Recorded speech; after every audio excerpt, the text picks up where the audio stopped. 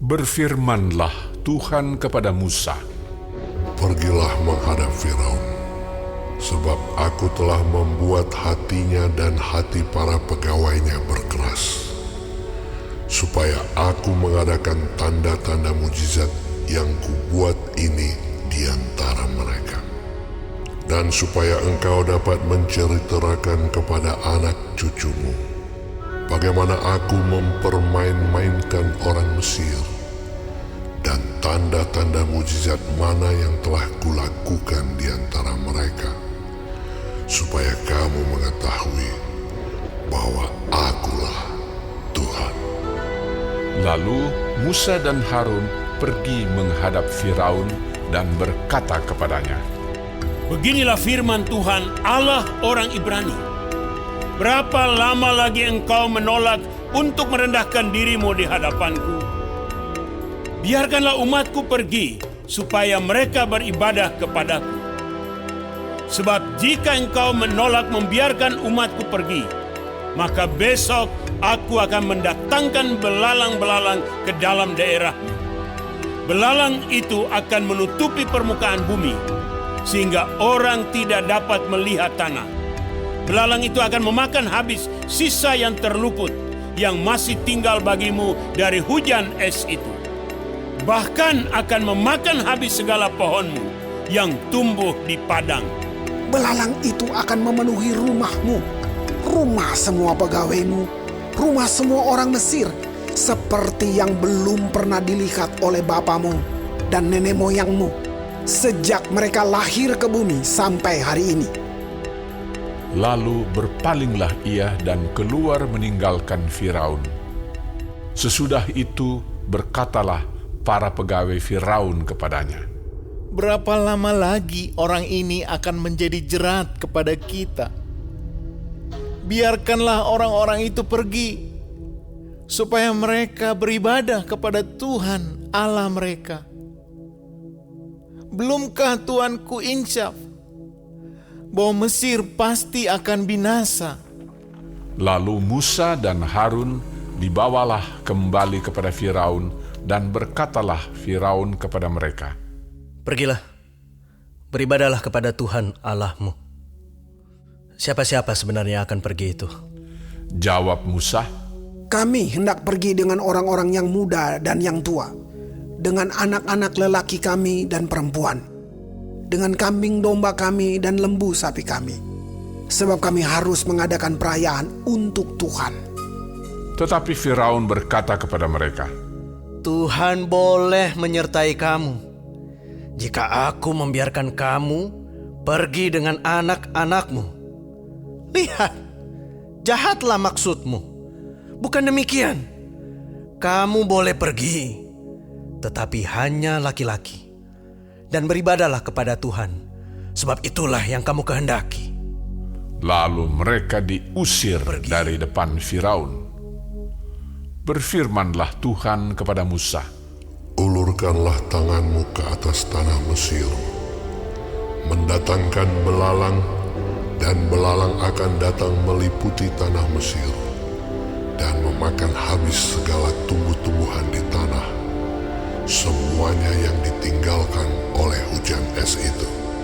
Lalu Musa mengulurkan tongkatnya ke atas tanah Mesir, dan Tuhan mendatangkan angin timur melintasi negeri itu sehari-harian dan semalam-malaman, dan setelah hari pagi angin timur membawa belalang. Datanglah belalang meliputi seluruh tanah Mesir dan hinggap di seluruh daerah Mesir, sangat banyak. Sebelum itu tidak pernah ada belalang yang demikian banyaknya, dan sesudah itu pun tidak akan terjadi lagi yang demikian. Belalang menutupi seluruh permukaan bumi, sehingga negeri itu menjadi gelap olehnya. Belalang memakan habis segala tumbuh-tumbuhan di tanah dan segala buah-buahan pada pohon-pohon yang ditinggalkan oleh hujan es itu, sehingga tidak ada tinggal lagi yang hijau pada pohon atau tumbuh-tumbuhan di padang di seluruh tanah Mesir. Maka segeralah Firaun memanggil Musa dan Harun serta berkata, Aku telah berbuat dosa terhadap Tuhan Allahmu dan terhadap kamu. Oleh sebab itu, ampunilah kiranya dosaku untuk sekali ini saja. Dan berdoalah kepada Tuhan Allahmu itu, supaya bahaya maut ini dijauhkannya daripadaku. Lalu keluarlah Musa meninggalkan Firaun dan berdoa kepada Tuhan. Maka Tuhan membuat angin bertiup dari jurusan sebaliknya, yakni angin barat yang sangat kencang yang membawa belalang itu dan melemparkannya ke dalam laut teberau. Tidak ada satu belalang pun yang tinggal di seluruh daerah Mesir. Tetapi Tuhan mengeraskan hati Firaun sehingga tidak mau membiarkan orang Israel pergi.